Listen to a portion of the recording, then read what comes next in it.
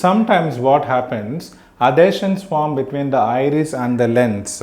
So this might result in a condition called as iris bombay, where iris is in opposition with the lens. So this is called as iris bombay. So with this iris bombay, what can do is like again synechia are being formed. So at that time the physician might perform a procedure called as iridodialysis, where he separates the iris. Sometimes the iris is also adherent to the ciliary body.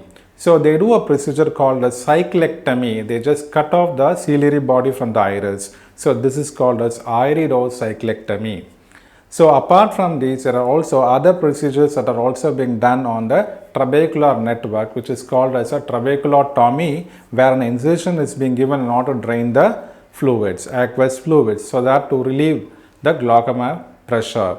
Next thing is like we have trabeculoplasty, when a repair of this trabecula is also performed.